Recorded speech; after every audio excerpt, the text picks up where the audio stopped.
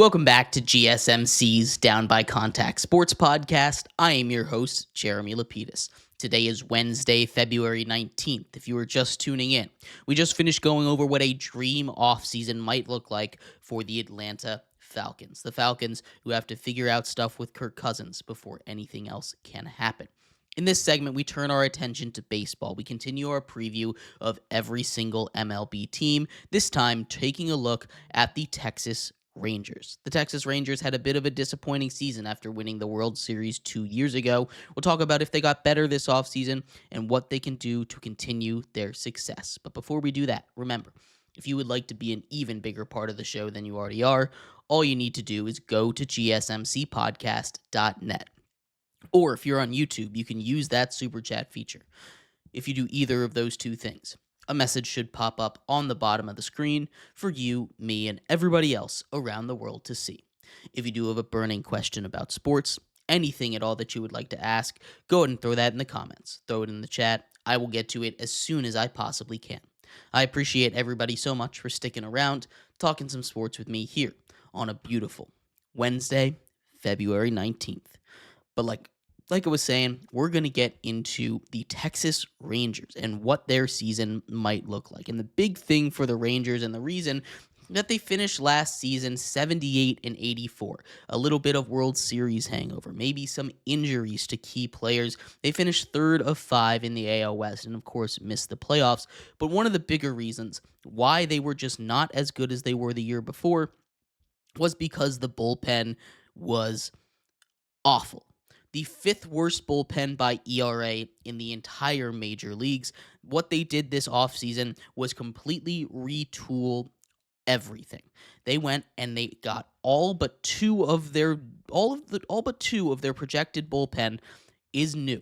Only Jacob Latz and Dane Dunning were there the last season, and they're at the very bottom of the bullpen.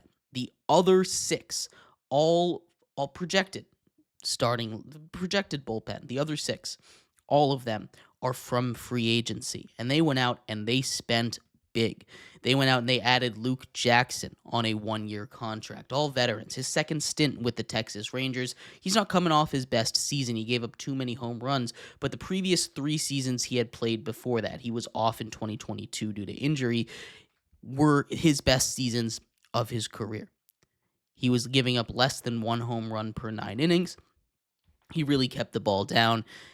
He also is a big strikeout guy. Over 10 strikeouts per 9 innings. A great end of bullpen addition for them. Then they brought in Chris Martin. Chris Martin to be their closer this season. Also his second stint in Texas with the Rangers.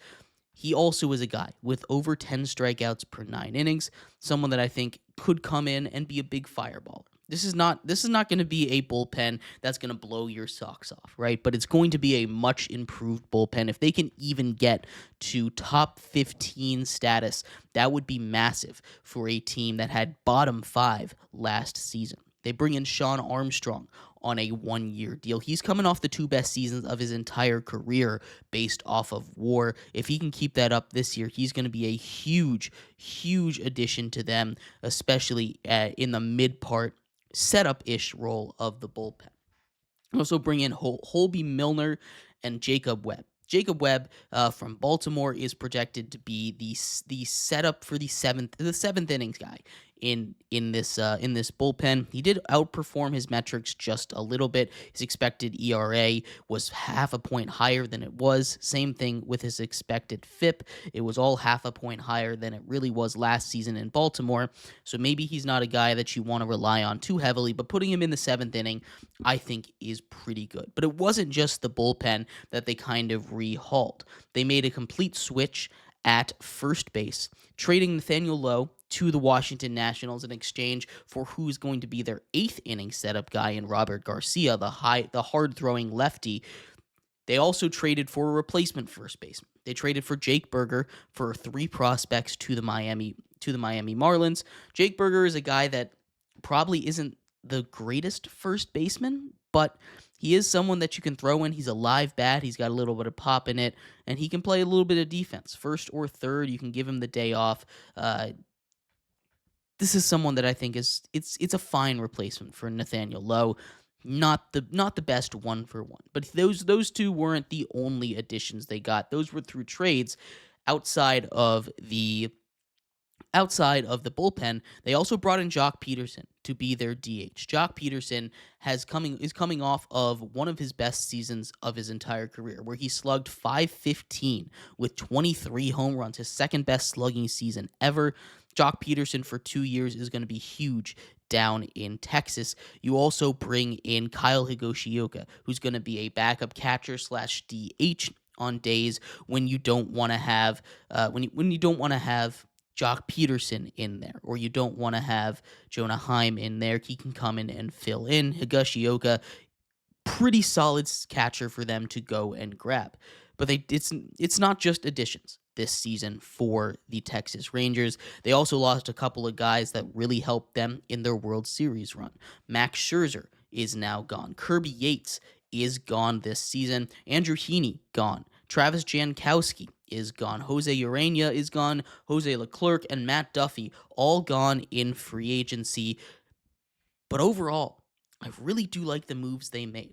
Like I said, last year was really disappointing for them.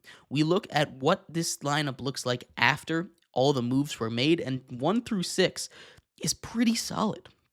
We can talk about 7, 8, and 9 later, but 1 through 6 is not going to be the best lineup in baseball, but it's hard to find too many weaknesses with it. Marcus Semien to lead off, one of the best leadoff hitters in baseball. Corey Seager at number 2, Wyatt Langford, the rookie who was the lone bright spot for this team last season, hitting third. He's going to look to continue off of what he did last year. Jock Peterson, we talked about, to play DH.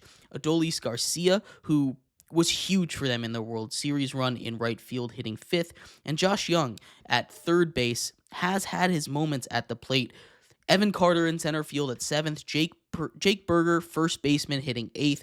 And then Jonah Heim, who is a pretty solid offensive catcher, at 9. That's a really good lineup. They lost a couple key pieces, especially when we're talking about to the pitching staff, but the lineup stayed pretty solid, and I think they're going to have a lot better seasons this year. And the rotation, even though they lost Max Scherzer, even though they lost Andrew Heaney, they still got a really good 1 through 4. They've got Jacob deGrom, who will be coming back off injury, and if he can stay healthy, he's one of the most dominant pitchers in the history of baseball. Nathan Eovaldi comes back. He re-signs on a 3-year deal to return to the Texas Rangers. John Gray continues to be a really solid 3-man, and Tyler Mahle is coming over from the Reds. Coming over from the Reds a couple seasons ago. He is someone that I really do like. He's a guy that I think, if he can hit his true potential, could be one of the better pitchers in this organization. 5, you've got Cody Bradford, but 1 through 4 there is really, really good. They were able to replace a lot of those guys pretty easily. The bullpen, we kind of went over a little bit already when we were talking about free agents that they brought in. But Chris Martin at closer, Robert Garcia and Jacob Webb as your setup men. You've got Luke Jackson, Hobie Milner, Sean Armstrong, and Jacob Latz as your middle relievers, and Dane Dunning in there as your long reliever. This is a much improved bullpen. Like I said, this isn't a bullpen that's going to become one of the top 5, top 10 in baseball, but this is a bullpen that certainly won't sink the ship the way that it did last season. The over-under for this team is set at 85.5. 85.5 for this Rangers team. That, I think, is a little low. I'm really high on this Rangers team this season. I think they're going to come back with everything that they didn't have last season. I think they finished this year with 90 wins, and they end up making the playoffs, maybe even winning their division. We'll wait to see with what happens for the rest of the AL West as we go through it. But over on this one for the Texas Rangers, I really do like this team, what they're doing. With that lineup in particular, I think they're going to be very dangerous offensively. That rotation, again, asterisk here, if they can stay healthy, is one of the better ones in baseball. And the bullpen is just going to be a lot better. But let me know what your thoughts are. I'd love to hear them. What do you think the Rangers might look like this season? How many games do you think they're going to win?